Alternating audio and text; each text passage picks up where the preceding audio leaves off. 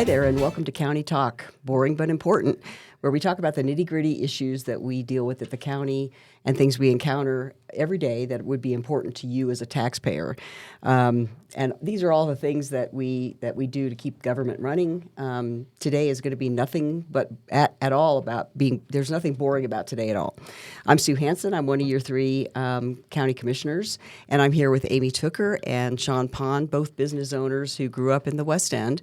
And I'm going to call you kind of local grassroots activists at this point in your role, because you've been running around the state talking to people about the National Monument, the Dolores National Monument proposal, and you've been quite active. So I think we're going to start today by, let's talk a little bit about the background of the area.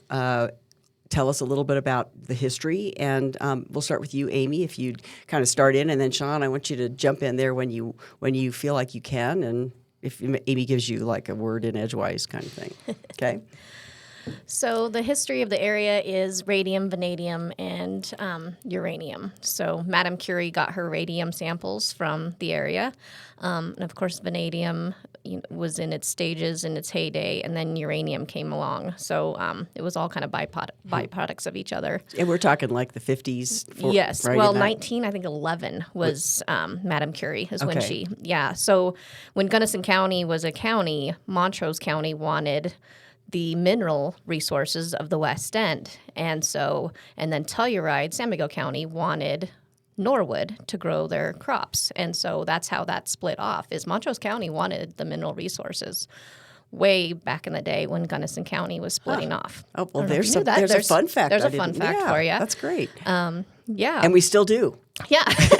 Nothing's changed. Yeah, for sure. No. So, and Sean, you grew up in the area too. I think you started out, your family started out in Whitewater. Is that correct? Yeah, my family homesteaded in Whitewater in 1897. Mm-hmm. And interestingly enough, talking about Madame Curie, when I worked for the Department of Energy, I helped to remediate Madame Curie's shack at Slick Rock. Oh. Somewhere I've got some really cool pictures of that back in the day, and I think it was 1910, 1911. A lot of people don't know that Madame Curie had a makeshift laboratory and shelves carved in the rock, but she in fact did. She was very active in the area. Yeah, what a pioneer. When you talk about Madame Curie, and for some of our younger listeners, they might not even know who that is. So maybe you could throw in a little tidbit about who Madame Curie was. Ooh. She did radium experiments. They used them for glow-in-the-dark clocks. I remember the watch dials and stuff. Yes. No, my aunt knows all the history on her, so I'm, not quite sure. But she was a scientist. She was a scientist, yes. And that the radium that they found in the area that you all live in was used in, we know, atom bomb and right?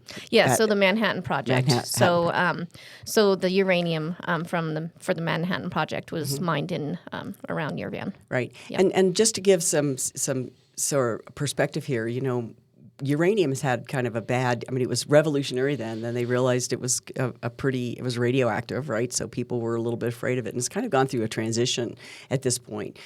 We know now that we really do need uranium for small nuclear projects. It's a necessary element, and there's still some active mines in that area being that are producing uranium. Is that not correct? Yes. Yeah. Absolutely. Yeah. So right now we're discussing not just uranium, because we're going to get to that in a minute, but we want to talk about this national monument. There's all of a sudden this proposal jumps up and is being produced or being presented to everybody. Kind of give us the history of how that all worked, because Sean, you jumped in and got the Halt the Monument the movement going, and I think you were asked by a local rancher to do so. But can you give us a little timeline about how that all worked out and why this is so pertinent right now? Yeah, so I was approached on February 18th by a local ranching family that the proponents had came to his home and given him a map, this map actually, of the proposed boundaries. And they came to his home to tell him not to be worried about his grazing allocations. And they were worried about their grazing allocations. So I just stopped by to visit, and he handed me this map, and he said that they were worried. They wanted to know if I knew about it. And I did not know about it. I hadn't heard anything about it. And he asked me to spread the word. That was on a Sunday. On Monday, my wife and I were at work, and we did a lot of research about monuments and how they're designated and who these people were, the proponents that were pushing this monument, and learned a lot. We learned about he should be worried about his grazing allocations, because if you look at the history of monument designations, 161 of them by 18 sitting presidents, they absolutely impose restrictions. They might come in and say that your grazing allocations will not be affected, but they in fact are. Over time, more and more restrictions are imposed, limitations, roads are closed. We learned all of this in a day or two. So on that February 20th, 2 days later on a Tuesday, I started the petition to halt the Dolores Monument because I had been asked to spread the word. I honestly didn't know where it was going to take us. I didn't know we would get this much attention. I'm grateful that it did. I'm grateful for our community. But it kind of exploded. And when it hit a couple thousand signatures in the first week, the journalists started calling, and we started to get a little attention, and it's just kind of snowballed from then. And I would say in the last 77 days, Aimee and I collectively probably know more about national monument designations than most of the public as a whole. Well, I think that's a really good point. And just to shift to Aimee, that, when we casually hear about monuments being proposed in different states and areas, and I don't think most of us we don't give any thought to it. It's like, oh, a monument, that's a good thing. But there's the devil's in the details. So they're not always good things, and especially in this case, there wasn't any local input. But I think what we don't understand, and what we want our folks that are listening to understand, is that the National Monument carries a lot of string. There's a lot of strings, and they may not be up front. They may be in the resource management plan that comes after the designation. But talk a little bit about how monuments come to be. It's not just the wave of a wand and boom, there's a monument. There's in some cases there's a process. Maybe you could explain that, and then there's another option. So, Aimee, would you explain how monuments are created? So what they're pushing for is a presidential proclamation. So this would just be the president signing on the dotted line. Another way is through Congress, and that's the way it should go. And it would get stakeholder input. We'd have scientific studies. We'd have bipartisan going through and talking about what that plan and proposal looks like. But what this is just a group of environmentalists that are putting it in front of the president, and they're putting what they want into it. In September is when I kind of found out about it, is we had a stakeholder meeting with about 20 people. And, at that time, it was just a conversation. And, our community was like, well, we'll talk about it. We had questions. We had about a page and a half of questions. And digging into this, they had already gone around for 2 years getting support from other communities when we're the epicenter of the community, and of course we were last. And I didn't realize until the end of January, when I was able to get a hold of a map, that I realized that what it was an anti-mining campaign, straight across. I thought maybe a little monument at the Hanging Flume, or it wasn't even a worry back in September. But as the winter went on, and we asked for information, and they wouldn't give it to us. But once I got the map, that's when I realized what it all entailed. And it's quite extensive. I mean, we're not talking about a little bitty monument. How big is it? It's an interesting story in that the first time that I was handed the map, I was actually told it was 600,000 acres. By the time I attended the Montrose County Commissioners meeting 3 or 4 weeks later, it was I heard Scott Braden say it was 500,000 acres. And by the time I went to the Montezuma County Commissioners meeting, it was down to 400,000 acres. So the truth of the matter is we really don't know. There's a proposed boundary in a map. No one has quantified it. I used Onyx because I'm a hunter, and I tried to get an idea. I came up with 477,000 acres. So I think saying 500,000 acres is a good safe bet. Right. And I just for the people that are watching, that's a huge designation. That's bigger than any national monument that we can think of in the It's all the national monuments in the state of Colorado combined. Right. So yeah. So hear that. That's a lot of acreage. Yeah. And coincidentally, and even surreptitiously, or I would even say suspiciously, imposes a boundary around what we call the Uranium Belt. What is that, Sean? Can you explain that? Yeah, so that's it's actually the largest And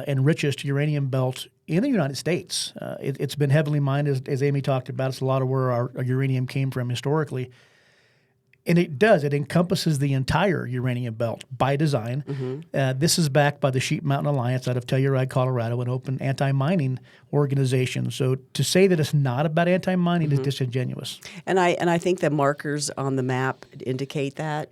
You see the blue line is the Uranium mineral belt. Is that correct? That's correct. And this map was put together for us by a geologist. And then what are the pink dots there? Those are the active mines, active mine mines. sites. But this is not. It's not. Doesn't include patented and unpatented mines. So there's a lot of other opportunity for mines in there as well. That's right? correct. And that's part of what Aimee and I have been trying to tell people is the plan that we've seen. The language exists within that proposal that says that it will honor all valid and existing mining rights. And that is a trick question, as we found a lot of the statements that are made. To prove a valid and existing is almost impossible to do. And people have to keep in mind when they watch this or listen to us that their history of uranium mining has been slow for the last 40 years. There hasn't been much uranium mining because the price of uranium has been so low it wouldn't justify the extraction. That's not the case today. And with the future of green and renewable energies and the uranium prices being above 90, we're seeing a renewed interest in uranium mining. We're hearing a buzz on our local streets about the possibility of good-paying jobs. And that's why they did this now. They know there's a possibility of uranium mining, and they want to curtail that. Right. And I think it's would be a good time to step back and talk a little bit about the community. The community is very small. It's very remote. There are 3 towns within I guess we would include Norwood, not necessarily, or Norwood, Nucla, Natarita. There's Bedrock, Paradox. That area has always been heavily dependent on mine in the past. But what's the recent thing with the tri-state that would bring us up to current times, if you'd give us that? So 2016 Tri-State came to the community. They're a big employer in our community and said, we're gonna shut you down. Well, so hold on. So we don't. Everybody doesn't know there's a coal-fired power plant. Yeah. So here we had a coal mine and a coal-fired power plant that employed a lot of people, about 150 in our community, and as a small community as we are, that was a lot. What year the coal mine started? Because I don't. 60s, 65, Okay. I want to say. I think how long it ran there is a key point. Okay. Yeah. And so they came to us in 2016 and said, we've been sued by these environmental groups, the EPA for the Clean Air Act, and so all the coal-fired plants are going to start being shut down. And so ours was the first, and so that spurred the community to start looking at our coal transition plans. And we started working on that, diversifying the economy so that we're not dependent on one employer anymore. We worked really hard over the last, at least 10 years doing that. What was detrimental was they came in and closed it 2 years early. We could have used those 2 years to help prepare. Our fire department lost about 65% of their property taxes. So the rest of the nonprofits and the taxing districts really lost out. Right. And so what the state of Colorado did in 2019 is they signed House Bill 191314, and that's concerning coal transition communities. We are one of 4 Tier 1 communities across the state of Colorado. And what that essentially did was said, our moral commitment to you is a just and inclusive transition from coal. And what they did was they formed the Office of Just Transition. And what that office does is to help our community drive our own economic transition. But when we transitioned, we didn't have that resource. We did it all on our own with the help of our partners. Can I ask a and that's question? where we're at now. Yeah. How many jobs were lost between the coal mine and the power plant collectively? A lot more because we had a lot of indirect jobs. I've heard there was 400 employees I'll bet. directly, and then all of the outside supporting groups. But I think that's important, and I want to add one thing to that. The group that was behind closing our coal mine and our power plant was the same Sheep Mountain Alliance of Telluride, Colorado, an anti-mining organization. Right. So sorry to interrupt you. Yeah. But I think that's important, and I wanted people to understand that the community, it was, because of the timeline being pushed up such left you unaware to some degree and unprepared. You had that 2 extra years to sort of lay down some, plans for the future. I think it when you are that remote, your opportunities for jobs, you do cling to what you can get. And when you look at the resources that we have here, it makes perfect sense to allow it. Also, just want to touch on the inconsistencies between renewable energy and what we need for renewable energy. And then here we have this resource sitting here right in our backyard. How important this is to the continuation of renewable. Would you want to speak to that? Because that kind of moves us into the discussion of energy use, kind of ways we get our electricity.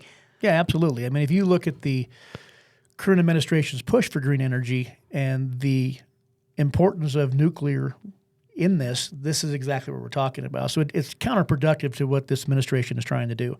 Even though they're anti-mining, they also have to realize that we have to be able to get these minerals out of the ground. And I don't think they all know about it. About 3 weeks ago, I had a Zoom meeting with the United States Department of Energy and her advisory council, which Aimee watched as well. And in that, I had 2 minutes to speak I wasn't aware of. It was a little bit uncomfortable. You spoke fast. No, 2 minutes and 22 seconds, actually. But I informed Madam Secretary of this monument and the encompassing uranium belt that would be put in jeopardy. And I think Aimee can attest, she didn't know. She didn't know. None of them knew. They all sat up in their chair a little bit taller, like, whoa, whoa, whoa. Right. She actually thanked me for telling her. Yeah. I think that, as you said, the people aren't aware, not just our local communities, but there are some leaders within our federal government that I don't think were aware, and we're slowly making them more aware of the importance of keeping this type of extractable minerals available to the public and to the government. Yeah, I think that's important too, and I think that's surprising. And I'm guessing that it was a surprise because a bill just recently passed this week. Aimee, do you want to elaborate on that? Because, that changes the nature of what we're talking about here. It does. So the House passed this banning Russian uranium imports back in December. And so we were just waiting and seeing what the Senate was going to do. And they actually passed unanimously on Monday the banning of Russian uranium imports. And so what that does, if the president signs this, that unlocks domestic energy supply, domestic supply of critical minerals. And so that was the deal, is if they all signed off on this, that would open up a whole new world in our United States for energy development. And I think we were even kind of, there were some uranium experts that were thinking, gosh, is this going to pass? What's going to happen with this? And it kind of does open the door. I always thought it was interesting that when you go to the West End, we call it the West End, right? That's the West End of Montrose County, that the paper always had the current uranium price on it, and the paper comes out weekly. And so it was always like, so for years, it's always been there, right? So, and my husband worked on the nuclear power plant, so you have a little bit of history, not nearly what you do. I think it's so we have renewable energies, a push for a lot of renewables in our country, and yet we have folks that want to tie up where we could actually have usable. It's already there's three uranium mines that are already operating, and there's also something else that's unique, which is the White mill in Blanding, right, in Utah. And that's only about 2 hours away from this. So doesn't that set up a perfect situation if you're going to extract minerals that you would be close to the source? And I think that's the only U.S. That is the only mill. That is correct. And so in the entire United States, that's the only one right here in our area. So to propose a national monument over this, it does seem suspiciously coincidental that it would be right over this area. Now let's just take a step back, because we maybe value utility, we value using our resources, we value BLM at their word, which is multiple use for our public lands, which means that you motorized, you do extraction activities on these public lands. You can bike, you can do all sorts of things, right? But the people that are proposing this, I think, are all about the beauty, which is there's nothing wrong with that. This is a very unique area. Let's talk about protection a little bit. What does that mean? And I think there's already some protection on this property, on the public land. Who would like to speak to that? Because that's been one of the arguments, is that there's already plenty of protection. So yeah, they say it's go for it, misaligned or Aimee. mismanaged, and it's not misaligned. We've got the whole BLM protections, but we also have 2 massive wilderness study areas, so we can't do any extraction there anyway. And then from the county line all the way, through Mesa County, it's a special recreation management area along the river. Mm-hmm. So there's no, drilling or exploration there anyway. And then even in the Paradox Valley, it's an extensive recreation management area. So we can't do anything in there anyway. So there's all these layers of protection in place. But what's concerning is, what if we, try to take the ore trucks over the Dolores River? Because anywhere we go, we're going to have to drive over the Dolores River. Mm-hmm. So either way, this is definitely an anti-mining thing. What's disturbing all across the United States is this is happening everywhere. And so what it's doing is it's making us dependent on foreign countries for our energy development. So if we're not able to, develop those here, that's a national security issue. And they're trying to lock all those up. What bothers me the most is the hypocrisy. We want to lock up all our beautiful areas that even might have some resources like this, but we'll go to Uzbekistan and other countries, and that when their mining activities are not under the same guidelines that the United States is, and so I would even postulate that we could do it better and safer here than importing it. So I think we get the uranium currently. Russia was one. Yep. China and Kazakhstan. Okay, Kazakhstan. Canada I had the wrong stand there. Okay. Yeah. And Canada. Yeah, Canada and Australia as well. And I wanted to add something to that, the level of protection. It is protected. It's already protected. It doesn't need any more. Right. And one of the things that I want to point out for the people watching or listening, and it's something that irritates me, if they watch our local news channels, they'll see some advertisements with a young lady floating down the river on a raft with her dog. And she's talking about, she says, it's the most biodiverse riparian zone in the state. And I've watched it for a year myself. I didn't realize that that's the same people that are trying to propose this monument. It's actually the person trying to do this. And when they say the most biodiverse riparian area, all that really means is the bank with a lot of stuff growing on it. They use these special words to get people to fall in line with their agenda. But what they're saying is there's cool plant life and some aquatic life that live on the bank. Right. That's it. So when you really start to dig into what these people are trying to sell us, and it's worked for a long time, you got to break down all the different levels of, I hate to say lies and deceit, and figure out what the half-truths are. Right. It's a pretty place they want to protect. But the fact of the matter is it's already protected, and 90% of the people that are actually on the river are the ones trying to protect it. It's roadless. That's no man's land. Right. And there is, the river is kind of problematic anyway. I mean, it doesn't run every year, right? I mean, where every boaters 3 to can 5 be years. Right. So I mean, it is. I think protection is a really appropriate thing to discuss here. That the locals there have protected it for years. I mean, and how long has it been there for a long time? The residents of the West End have been there a long time, and that place is unchanged, literally. So when you talk about some of these layers of protection, I think it's difficult, for the public that doesn't know this. As you did your research, you learned more and more, both of you. You've done, you have a college degree in national monuments now. But we do want to protect it. But will having mining activities and extraction activities, will that destroy it? I mean, talk to me about that. No, we've been working really hard on our diversification, and recreation is part of that. We've developed our trails, our non-motorized and motorized trails, to bring people to those trails. Our marketing, our signage, that's where we want them to go. We're saving, our special hidden secret hiking spots for ourselves. We can balance that. We can balance our mining and our recreation and our hiking and our ranching allotments, to where they don't interfere with each other. We've been doing this. It's just, they're interfering with all of our plans. This monument proposal has definitely put a kink in all of our plans. No, we want to diversify our economy, and we can balance it. They just need to step aside and let us do it. Yeah, I think we can too. And I just to throw another acronym to people that it was proposed to be an NCA. Montrose County was heavily involved in that for many years, a decade, I think. would an NCA be appropriate for you all? Do you think that's a good designation? Because that's even another layer across everything. So are you saying nothing, or would you consider something like that? I would say a locally developed conservation plan.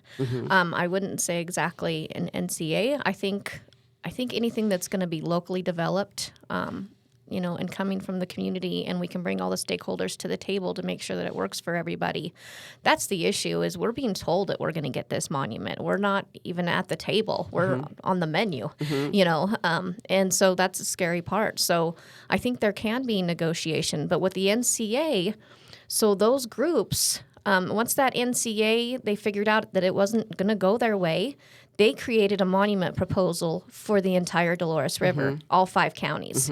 So this isn't just about Montrose and Mesa County. Right. When they figured out they weren't getting the wild and scenic and the water that they wanted, they have a proposal ready to go to override that NCA if that NCA does not go through, to throw on Biden's desk for him to sign. So it's a very persistent group that's It's a very persistent group. trying to protect this area. And again, I want to be real clear about that. Just because you allow multi-use doesn't mean it's ruined.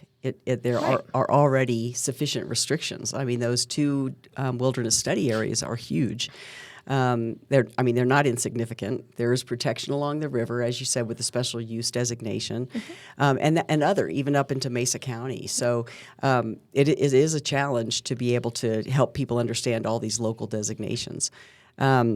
So let's get back to talking a little bit about where we can go from here. What are the options? What do you think would be best? Do you see? I have to mention that Senator Hickenlooper came. After hearing, Sean and Aimee, you've made a really big impact in talking about this. I mean, you've educated the local people in our counties, but also people nationally that didn't really understand the ramifications of a national monument designation. So can we sit down and have a conversation? What do you see happening now? We need to get more signatures. I know that. Yeah. But where do we go from here? So I'll take us back just a little bit. So 77 days ago, for me personally, I didn't know about this, and the majority of the public didn't know about this. So what we've managed to accomplish as a group in 77 days, in my opinion, is fantastic. Monumental. Correct. People know now, and I don't just mean people from locals. We did have Senator John Hickenlooper that came in for 2 listening sessions last Friday and Saturday, and that was great. And then last, Tuesday, we were on all 5 local Grand Junction radio TV stations. The monument battle was aired, and that's letting people know. And then yesterday, Congresswoman Lauren Boebert addressed the Secretary of Interior and told her about the monument, and she didn't know. The Secretary of Energy in Washington, D.C. was unaware. Energy or Interior? Interior. I'm sorry. Okay. Interior. She didn't know. She said, I did not know about the monument. I've heard rumors she might be coming out here. We'll see. So the purpose of trying to spread the word and make people aware has changed what our options are now. We're not. I really believe if we hadn't have done what we've done, we would have got a presidential proclamation using the 1986 Antiquities Act, and we would have got a 500,000-acre monument. The fact that we have made people aware now opens the doors for some different options. So to go back to your question earlier, does it need an NCA or nothing? In my honest opinion, it doesn't need any more protection, and I'm not going to waver from that. It's already protected. I don't understand why every time one of these environmentalist groups comes to the table, we, meaning the locals, have to compromise and give something up. I don't understand that.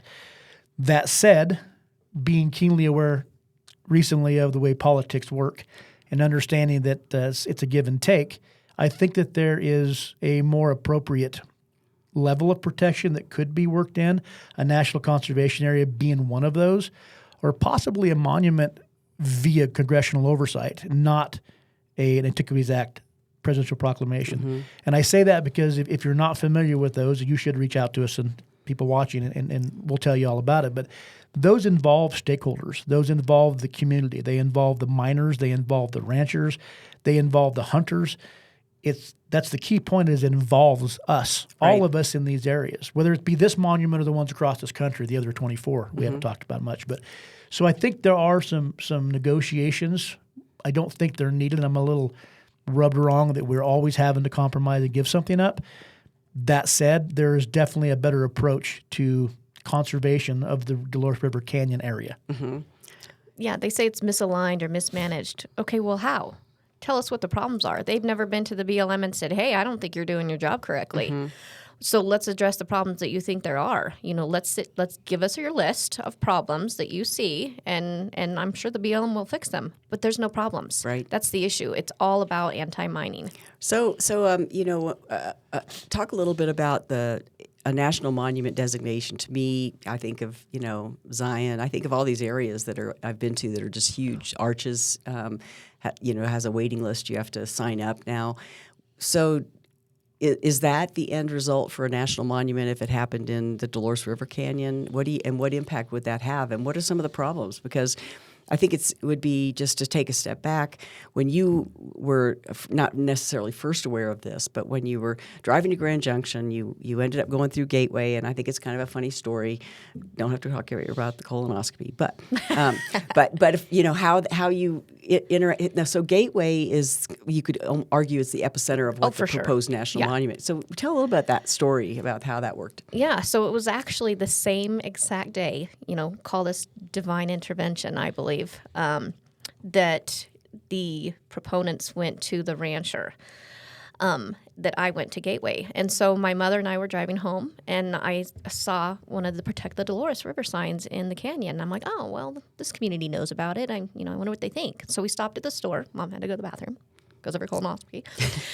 And so I just went in and asked the clerk. I said, I was just curious how your community feels about this. And he had no idea. And then here comes the fire chief and the EMTs, and they had no idea. And the security guy from Gateway Canyons had no idea. Like, it butts all the way up to Gateway Canyons, and they had no clue that this was coming down. So that was February 16th, and they've been working on this monument proposal for 2 years. That is the first community they should have gone to. Gateway's like right up there, just right under 141, that little white area. And for some reason, I'm pretty sure it's water, it goes clear up Unaweep Canyon to West Creek. So that's where West Creek starts. And they say, oh, it's not about the water. The water's already taken care of. Yeah, no, it's about the water. It's about them wanting the water in the river. Their first River of Sorrows film that they did about 6 years ago was an advertisement for prior appropriation to be gone. It was a public doctrine advertisement is what I got out of that. But it's water. They want the water for the river, for the voters rafting. And the Yeah, and let's talk another point real quick about why it goes up 141, because I don't think a lot of people have talked about this. If we all think back to the last year or two, there was a hydroelectric power plant that was trying to go into 141, and I was told directly by Scott Braden that this monument designation would prevent that hydroelectric power plant from being put back into the 141 corridor. So when you look at the 20-plus special interest groups, they all have an agenda, whether it be the boaters or the anti-mining organizations or the anti-energy, and they just drew us a nice boundary of the things that they think that we should protect based upon their values while ignoring our values. So there's different regions that are in this map for different reasons. I agree, and I think that the original BLM I guess motto is multiple use for all our land, so that everybody can enjoy it. And when you start putting these designations, it just chips away at who it's accessible to. Yeah, that even means disabled. People with disabilities would have a difficult time accessing these areas. So you're in Gateway, and Gateway is a little town just north of where this is proposed, and would be engulfed in this designation. But the EMTs are concerned that reaction. When you bring tourists into a national monument that are coming from, I don't know, not to disparage Illinois, but let's say Illinois, they don't know about how hot it gets there. Or cell phone service. There's no cell phone service. So just talk about that, because I think that's really critical to this piece too, and I'm not sure that's something everybody has considered. Yeah, let me say something on that. I'm going to let you take that part. But I want people to understand that if you look at the history of monument designations, and I'm going to use the Bears Ears National Monument in Utah first, there was 500,000 visitors in 2022 to Bears Ears National Monument. And I believe 500,000 are expected to hit the Colorado National Monument this year based upon KGC 2 News 8. So if anybody's familiar with the 141 corridor with Gateway, Natarita, I want them to picture 500,000 people visiting that area, driving on those roads that impact all of our EMS and all the things that Aimee's going to talk about. But I don't want people to think, well, there's going to be 10 or 15 tourists come. No, we're talking about hundreds of thousands possibly. Yeah, and we're talking about small roads. We're talking about narrow canyons. Cliffs. Yes. So yeah, I think that it's certainly not set for 500,000 visitors. But Aimee, yeah, some of the things that we'd be concerned with. Yeah, all of them. CDOT was definitely not involved in the conversation. The CDOT workers actually came in for lunch that day when I was standing there, and they had no idea. So, what kind of preventative Did they put maintenance? an APB out? Aimee took her. Oh here. my God, pretty much. The town of Gateway was like, holy Amy's at the schmoly, get grocery over store. here. We need to talk about this. Yeah. Colorado Parks and Wildlife had no idea. So all of these stakeholders that should have had a say-so in this had no idea. But those people from the Colorado National Monument in Moab, they're going to drive the 30 minutes to an hour to come down here and recreate or, stop on the side of the road and take pictures and make it really dangerous. Not just dangerous for, other vehicles on the road, but the bicycle riders. Gateway Canyons, brings in tourists, but they like to bike on the highway. Right. It's very, very dangerous to have that many people around, and especially, the location, not being able to find these people that have no idea what they're getting themselves into in the backcountry, that are just, bucket listers trying to, take a selfie. Right. That scares me. Right. But lots of stakeholders had no idea that this was and coming. I think at the Grand Junction meeting, one of the first responders from Gateway did address that and was concerned that they would need a lot more money to be able to ramp up, to be able to have that kind of response. I think that somebody, if they were hiking deep in that canyon, you may never find them. Yeah. No cell coverage, no nothing. So it would take a long time. And Montrose County Sheriff's Posse is all volunteer, and so, we don't have paid staff like that. It's a very scary concept for the locals, for the entities, for the community, to have that many people influx. We want to control the growth. Just to have a free-for-all, that's scary. Yeah, let me touch on that. And not real even quick, too. free-for-all. We're going to, if it's a monument, we'll start charging them. Yeah. So one thing on that. When I did the interview for the Montrose Daily Press, I used the word ghost town, and it seemed to get a little bit of kickback. But the question I would ask everybody watching this is, if you were coming in from Illinois and you were a bucket list or monument visitor, and you were coming to this new 500,000-acre national monument that's now been designated and advertised, and it's conveniently nestled in between Grand Junction, Moab, Utah, and Telluride, are you going to stay in Natarita, Colorado, where there's no amenities, where there's no hotels, there's no restaurants? So I think that having a monument designation would be catastrophic to our local economy. I don't think, other than people stopping by to use a restroom and get gas, they're going to continue on to someplace like Telluride or Moab or Grand Junction where they can get a nice meal and stay in a nice room. Right. So I think that's a valid concern for our community. Is we might get 500,000 visitors, but it's not going to do anything positive for our communities. Yeah. And I think that's also another misnomer, is that tourists solve everything. That's not the case. And COVID taught us that lesson. Yeah. Speak about that. You had a huge influx in visitors. Yeah, we did. The river was completely bombarded with people. They destroyed the river. It was completely trashed because of COVID shutting down. All the areas. Mostly San Miguel County. We had a lot of people come down from San Miguel County because they completely shut down.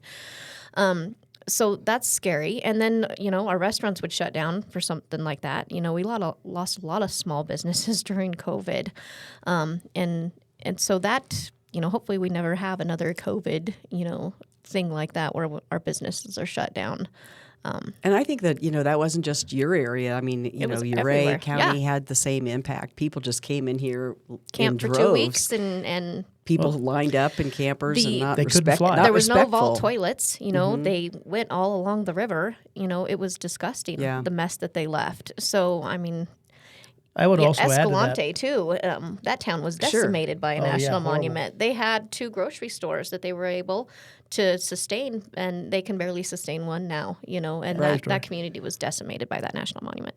And I would add to that I do not believe that a national conservation area draws tourists in these kind of numbers we're talking about. It doesn't have the pizzazz of a monument. So I think trying to avoid a monument designation is crucial for me. Whether I don't believe it needs any more protection, but a national conservation area would be the less of two evils and avoid a lot of the problems we're talking about, in my humble opinion. Yeah, and I think it's important for us to sort of recap before we do the closing and things I want to ask you and how people can get in touch with you.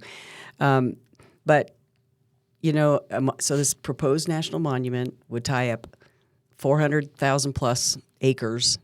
In your opinion, would have, and all of our opinions actually, have a detrimental effect on the area, and would impose restrictions on the extraction industry. And I think people have a negative impression of the extraction industry, but mining today is not what mining was, 100 years ago. I think that's really important for people to understand. And we are so protected by NEPA and EPA and all the regulations that it would be difficult. But so give us your why we don't need a monument there. Sort of recap so people can take that away. Sure. So I would add on to your people are afraid of uranium mining. The uranium mining of our grandfathers' days was unrestricted. It didn't have the same type of protections that we do now. Uranium-238 is an alpha emitter. An alpha particle is a particle. What happened is they worked unprotected in the mines. They didn't wear respirators or face protection. They actually got it in. Alpha is such a large particle, it's actually shielded by the human skin. So the protections we have and we know now is you just cover your respiratory areas, right? So uranium mining today does not have the same personal dangers that it did in the day. And then we do have all these administrations that you just spoke about. So people should be aware that it doesn't matter if it's extractable minerals and uranium mining, it can be done safely. And these open, ugly pit mines that you see left by our grandfathers wouldn't be the case today. When these uranium mines were done, they would be reclaimed, and many times it would be better than when they were found. Right. And one of the other industries we haven't talked about this is oil and gas. And 15, 20 years ago, this entire area was also heavily used by oil and gas exploration. I can remember a time there was 20 or 30 rigs out in Disappointment Valley. I worked on a couple of them. So even though we're talking about mining, we can't forget oil and gas exploration in the future in line with energy independence. We also can't forget our cattle ranchers. That's why I started this, right? The cattle industry is huge in this area. Yeah. All of the things that I just talked about are actual targets for environmental activists. So why don't we want a monument? For all of the reasons we've talked about today. And don't forget your hunters. Don't forget the local people in these areas that simply gather firewood to heat their homes. And don't forget just the freedoms of Americans to access and use public lands. This is our land. And when you look at the amount of public land that exists in the United States today, there is very little, if none, east of Denver, Colorado. There is very little south of New Mexico. Right. So the public lands that exist now are in these 5 or 6 western states.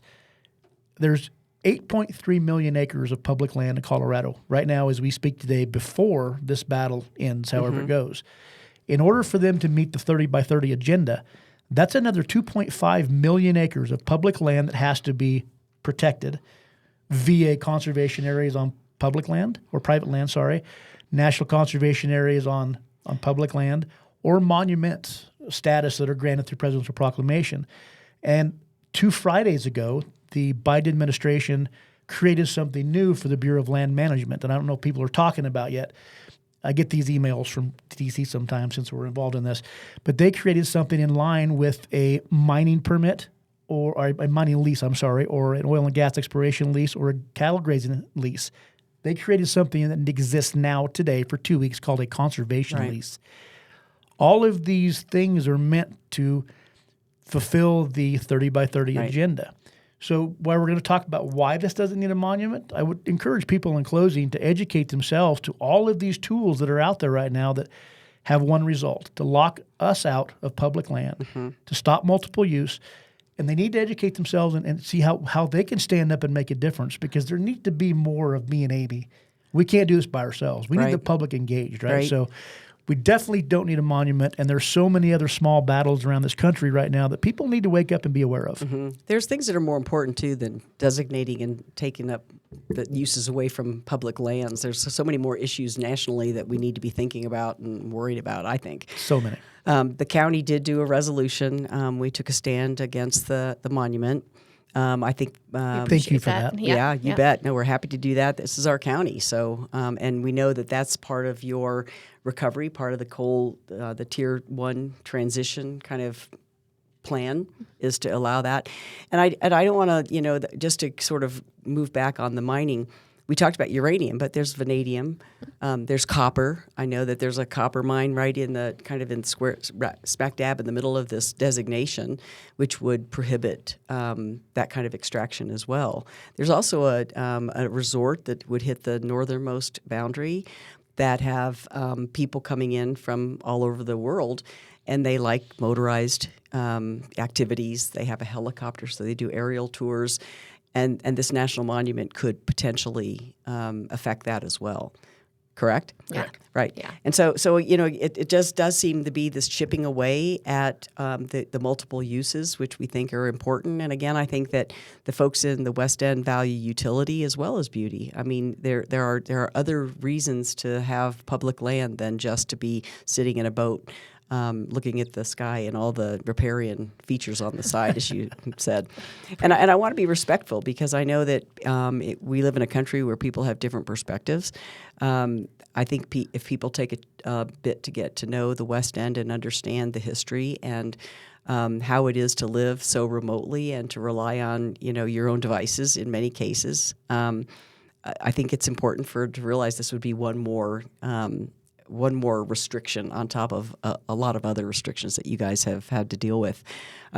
Mesa County did a survey, and do either you want to talk about the results of that? Mesa County covered Montrose Mesa and San Miguel. Yeah, a portion goes into San Miguel County. They're definitely affected by this. And I think we could even say that they have better representation than the proposed the people who are the proponents of the National Monument. Because when I looked through the list of people, a lot of people were out of the area. And yes, public lands are for everybody. We like everybody to be able to come and visit. We just don't want people to come and destroy what we have. But the results of do you recall the percentages of what they found? God, it was more than 60%. 60. It's like 69 or It was 69, broke up yeah. in different pies: strongly opposed, somewhat opposed, strongly agree, somewhat agree, or undecided. Mm-hmm. So they came out with kind of a pie chart, but it was 57%, 58% were opposed, either strongly or somewhat, which is contradictory to their poll they put out, where they surveyed 750 people total In District and said 3.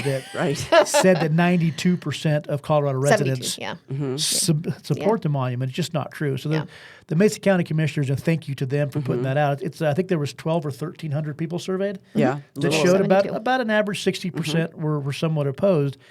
And I think in that same survey, I heard Cody Davis say that there were 70% of Coloradoans surveyed supported some kind of conservation, but not this kind of conservation. They actually said on the news that they do not approve of the monument, and the monument in the Mesa County Commissioner's eyes was not this path forward. Mm-hmm. Yeah, and I think there's other options that make more sense for this area. What people don't always realize is that you can put a special use designation on a piece of public land, but how it's managed is where the restrictions come in. And so, that's sometimes that's years later, beyond when the designation happens. It's complicated. I mean, the whole public lands, how you create the designations, how long it takes. It is a very lengthy process, and that's why it should be a lengthy process. If you're going to consider all these uses and consider what's going on these public lands, I think it should be something that everybody gets to weigh in on for sure. Absolutely. That's what's scary is these are 3 different BLM offices that are going to be, well, hopefully not, managing this. But how long is that management plan going to take? So we, designate a national monument and then, 7-10 years till a plan is ready. What happens in that 7 to 10 years? That scares me, because there's, the proclamation itself would halt all, mining permits, all, different uses, but the people would be there. So we're not going to have the resources that we need to manage the people that are coming in.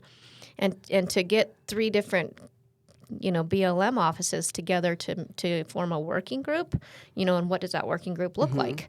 That's scary. And even in that time frame, commissioners change. Yeah. We only served 2 terms, and the beginning of the NCA for the Dolores NCA took like 10 years to get to a 15. certain point, right? Yeah. 15. Yeah.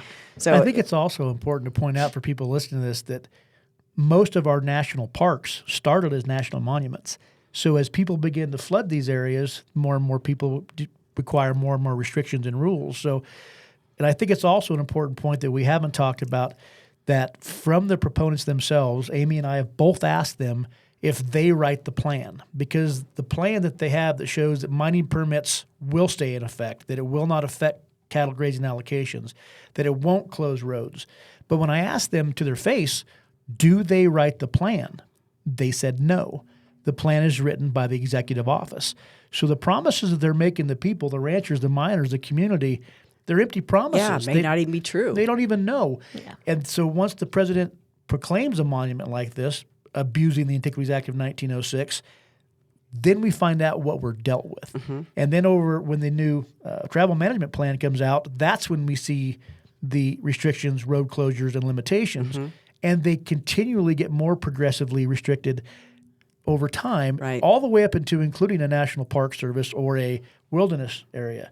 But let's not kid ourselves. That is the goal of these people. That's what they are intending to do, Yeah. right? So Yeah, and so until you have a change in administration and viewpoints about that, because I think we saw, Bears Ears where it was put into place under the Obama administration, and then it was certain acres were pulled back during the Trump.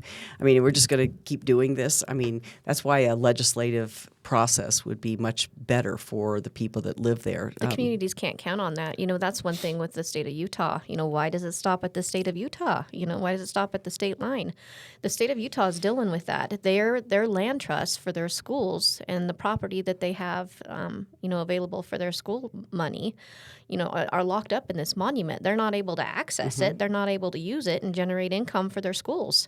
So there's a reason why it stops at the state line. Why is that? Did the state of Utah tell them to take a hike, or exactly what is it? They tell us it's the political arena in the state of Colorado, but you know what? The state of Colorado, Governor Polis, and the Office of Just Transition promised this community that we could drive our own economic transition. So, my thing is, where are they? Yeah. Where are they standing up to their promise and their commitment? They better step up.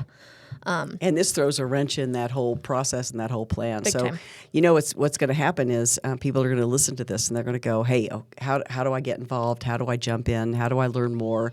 As we do these county talk podcasts, what we're trying to do is help people understand process, because government can be really sticky and complicated, and this whole process is very it's just like you had to do research to get up to speed on it.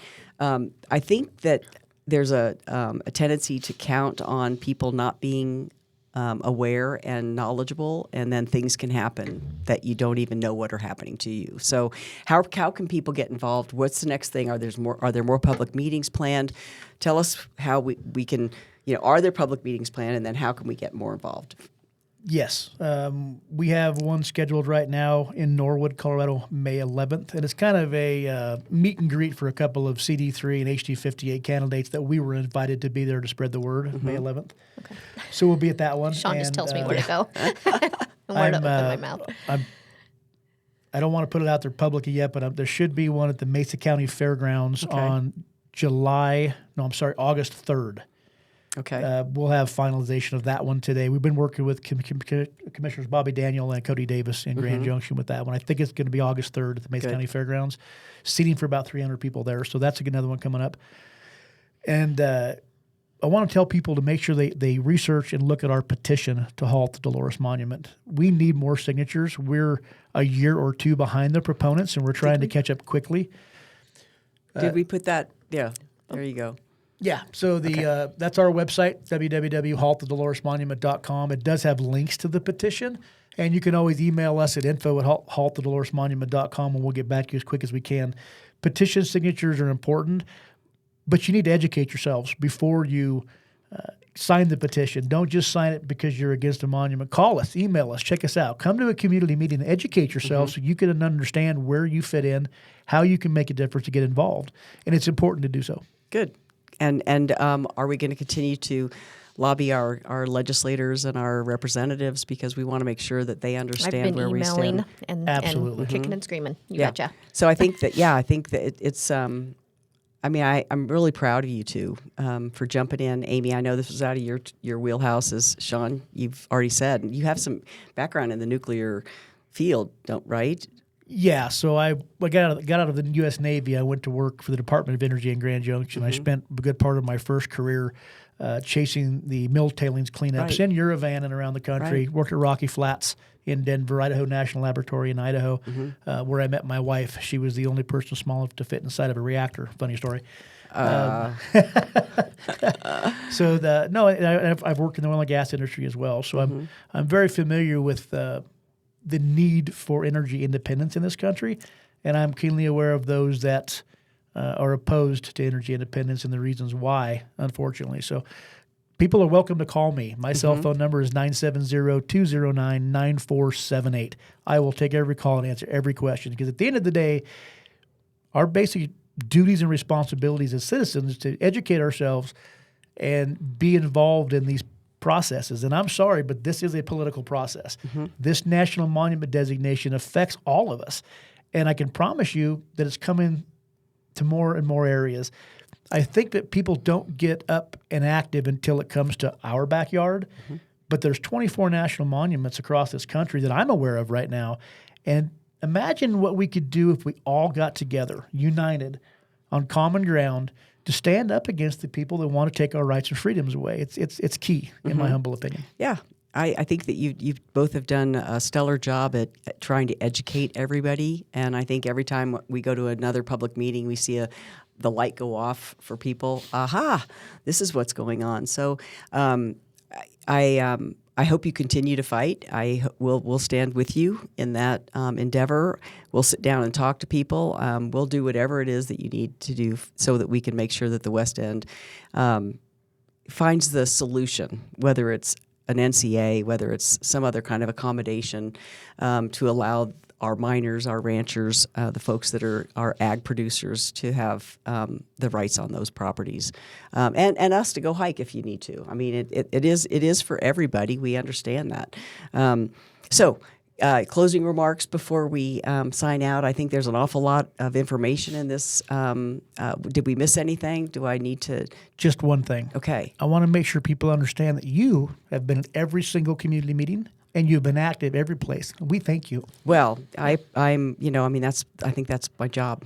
Well, you're doing your job, and some other people at very high levels haven't till recently. So thank you for everything you've done. Well, I think we all have to be in this together, and it shows the support when we all come as a unified group, and especially if we can sit down and express what it is that we're looking at. And I think our country needs to be understand that if we're going to be energy independent, if we're going to be able to take care of our citizens the way we need to, if we're going to get the electricity we want, we have to look at some ways in which that we need to let extraction industries survive, and in a way like we've been talking about.